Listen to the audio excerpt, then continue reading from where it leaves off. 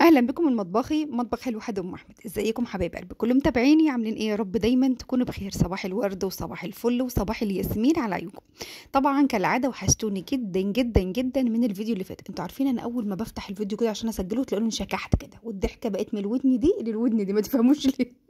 والله العظيم ما بهزر، تلاقوا الضحكه من الودن دي للودن دي، وتلاقوني بضحك وانا بتكلم كده. هتقولوا لي ليه يا ام احمد؟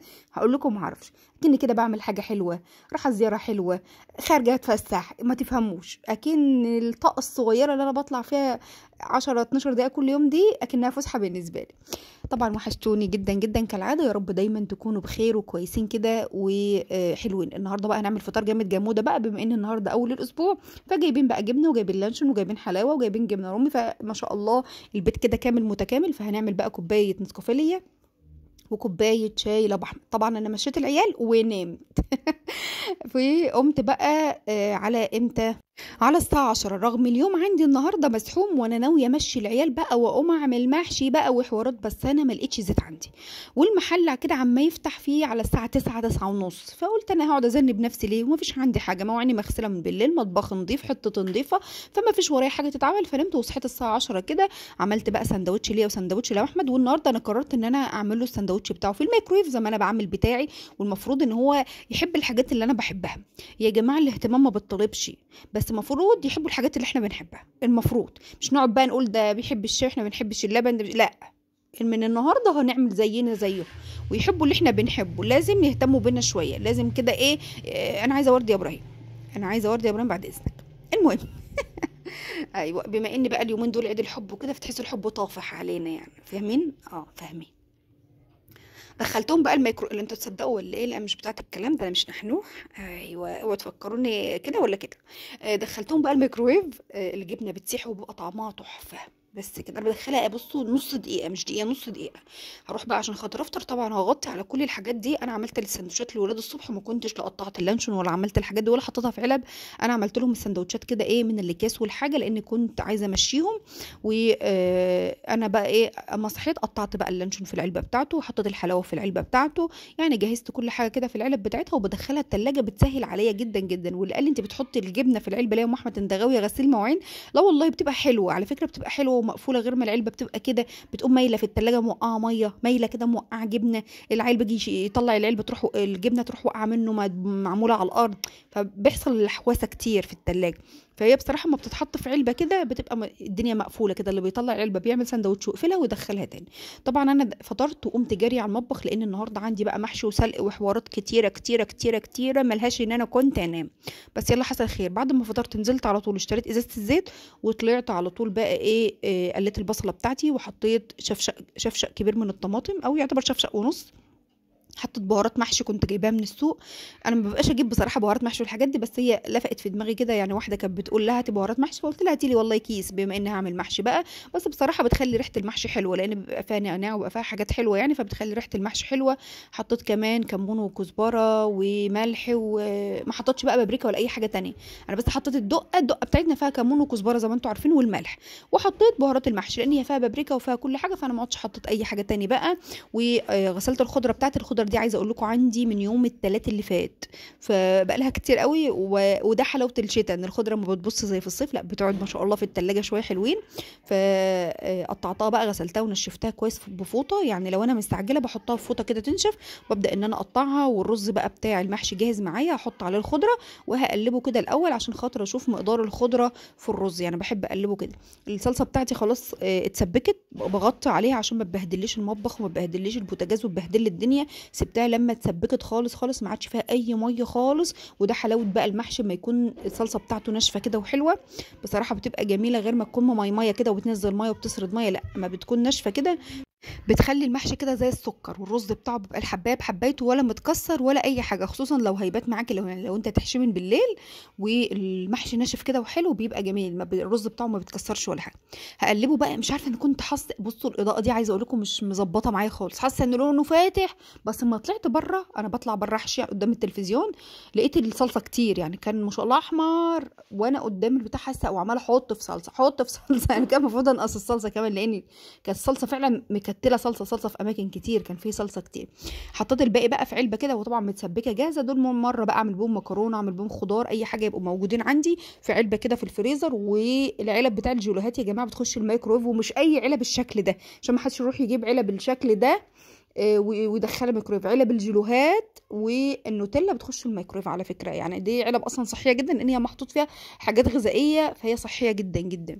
بصوا بقى، اللهم صل على النبي، انا قبل ما اقعد احشي مرتين، قبل مش مره، متاكله مرتين قبل كده. صدرها ما فيش فيه خالص، البط اصلا كانت واحده 2 كيلو، وما كانت 3 بطات 6 كيلو، يمكن اقل من 2 كمان، لان فيهم واحده منطوره شويه واتنين صغيرين خالص. فانا قلت انا هعمل الصغيره وهي طقه وخلاص، يعني احنا هناكل ايه يعني، هي طقه وخلاص. انا بشتغل صدر الفرخ، فهي فيها وركين بس ما فيش فيها صدرين.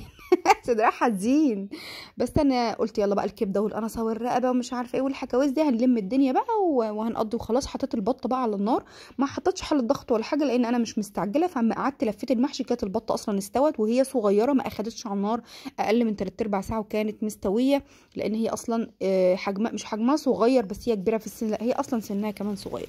فولعت بقى على المحشي، والبطه خلاص استوت معايا. هنا بقى لقيت الحله دي من النص الشوربه مش متشربه، يعني متشربه من الحواف ومش متشربه من النص. فقمت جايبه الاسباتيوله كده، وقمت راح ايه موسعه للمحشي. هو كده تلاقيه بس ايه، كان في كام صابع مكبوسين من النص، يعني حايشين الشوربه. فقمت راحه موسعه لهم كده، وجبت كبشه شوربه كمان وحطيتها في النص، بس الحته دي ما اتصورتش عشان خاطر ايه نتجنب ان النص يطلع مكتوم معانا. وهنعمل حاجه حلوه بقى، يلا نعمل حاجه حلوه. انا كان عندي الكنافه دي متحمره في التلاجة، كنت شغاله يوم الخميس اوردرات، فكانت عندي الكنافه دي متحمره، فحطيت عليها تقريبا ربع كيلو من الكنافه، ودي صينيه مقاسه 30. حطيت عليها شويه من الشربات وهقلبها كده كويس، وهحط شويه، مش هاخد ربع كيلو كمان، ده احنا هناخد اقل من ربع كيلو. وهنحط زي طبقه، طبعا الفرشه ورق استرتش راب، علشان خاطر لو حبيت انقلها من الصينيه، مش مضطريه ان انا اخليها في نفس الصينيه، يعني لو انت هتسيبها في نفس الصينيه مفيش مشكله. هعمل الجوانب كده بتاعه الصينيه بالكنافه، وهكبسها كويس جدا جدا جدا، عشان خاطر تبقى ايه مكبوسه كده. وما نيجي نطلع القطعه تطلع بقطعتها، ما تطلعش فيها هرس كنافه كتير. ما تعمليش طبقه كنافه سميكه، خلي حاجه رفيعه خالص، يعني اقل من ربع سنتي كمان، يعني خلي حاجه صغيره خالص. احنا بس ايه بنطعم الدنيا بس بالكنافه. معايا نص كيلو من اللبن، هنحط عليه باكت من كريم كراميل، ده باكت واحد، ده بتاع حلو الشام. في باكت واحد، مش زي دريم، بتاع دريم فيه 2 باكت، لا دي في باكت واحد تحط على نص كيلو من اللبن.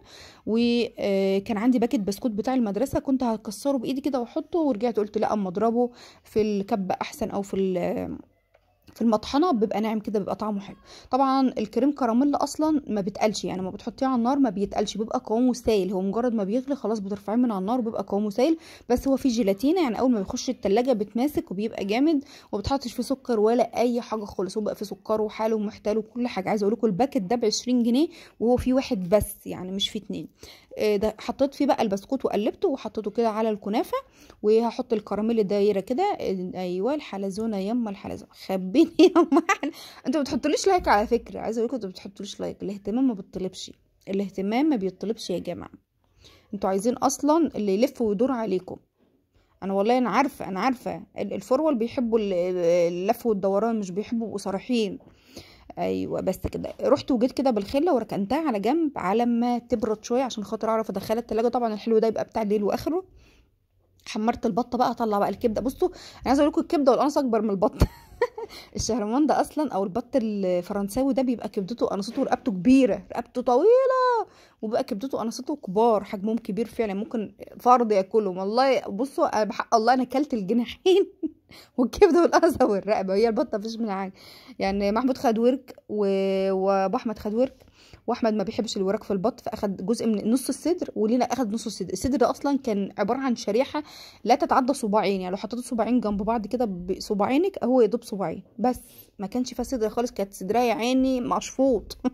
فما كانش فيها، فهي كده بس. فانا جيت ادور في الاخر، انا اكلت الجناحات بقى والمصمصه والرقبه والحاجات دي، بس والله كانت شوربتها كانت زي العسل. وبصراحه احلى شويه محشي تاكلوهم بتوع شوربه البط الفرنساوي ده، بيبقى سمين وبتخلي المحشي ايه بينزل يتزفلط، والله ما بتمداخش، مزلقان مزلقان كده.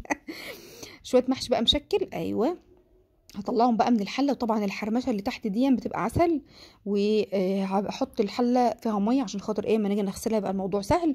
انا كنت جايبه كيلو كوسه على بتنجان، يعني كيلو مشكل ده على ده، بس يعني ايوه نحط عليهم رشه كده من الشبت والكزبره المتبقين معايا، والبط برضو رشيت عليها فلفل اسمر وشويه من الشبت والكزبره وحمرتها كويس. وهنخش بقى على التقيله، على المحشي. ايوه احنا بقى الشتا جاي وما اقولكوش، ده احنا الشتا ده احنا ممكن نعمل محشي مرتين في الاسبوع. الحله طبعا انا بحب اقلبها عشان خاطر بتاخد حرمشه كده من فوق، وبيبقى كام صباع كده متقرمشين ومتحمرين وزي العسل. وكمان الحله بتتردد كويس جدا، ومن تحت ما بتبقاش لازقه. يعني لما اول ما بتبدا ان هو يتشرب كده وتقلبيها، يعني لما بتشرب وتقلبيها بتخلي من فوق زي من تحت، يعني الحله من تحت مفيش فيها حاجه لازقه ولا اي حاجه. الكام مره اللي فاتوا عشان خاطر برددها على النار عادي ما بقلبهاش، بلاقيه المحشي لازق. الورق اللي انا حاطاه تحته والبصل والحاجات دي بتبقى لازقه. لا انما ما بعمله كده بصراحه بيبقى من فوق زي من تحت. يعني ما بتتعبنيش انا الحله حتى في الغسيل. بس كده شايفين مزفلط وايه يملى التانك. بس رشه كمان من الشبت والكزبره بما انه متقطع عندي جاهز.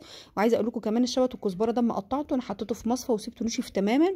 احطه في العلبه دي واغطيه بقى، بيفضل معايا كده في التلاجة بقى، نعمل منه سلطة، نعمل منه اي حاجة بيبقى موجود معايا. انا طبعا ما اقولكوش كلت المحشي ده ودخلت على السرير ويديكي يا نوم. ما قمتش الا المغرب والله العظيم، ما قمتش الا المغرب. انا اصلا اكلت وصليت العصر والله ما حاسه مش قادره افتح عينيا، ما تعرفوش في ايه.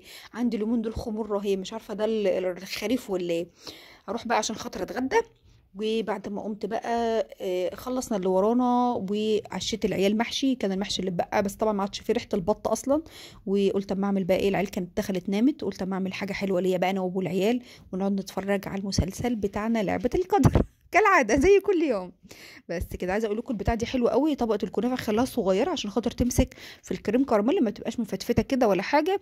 وبيبقى ميكس حلو كده ما بين الكنافه وبين الكريم كراميل. وطبعا ممكن تعملي بسبوسه كنافه اي حاجه عندك، لو انت عندك بسبوسه عملتها وباظت منك مثلا، اعجنيها في بعضها بشويه شربات واعمليها في صينيه زي دي كده، بططيها في الصينيه وقوم حاطه فوقها طبقه كريم كراميل، هتبقى روعه.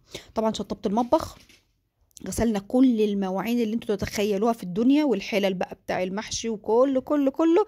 وده كان الفيديو بتاع النهارده. ما تنسوش بقى تحطوا لي لايك وتكتبوا لي كومنتات حلوه كتير كتير كتير. والبوتاجاز ما اقولكوش كان مطاين والله العظيم، كان صعب. البوتاجاز ورا المحشي ده بيبقى رهيب رهيب رهيب. بس احنا طبعا قدها وقدود. ربنا يعينكم ويقويكم يا حبايب قلبي، واشوفكم في فيديو جديد مع الف سلامه.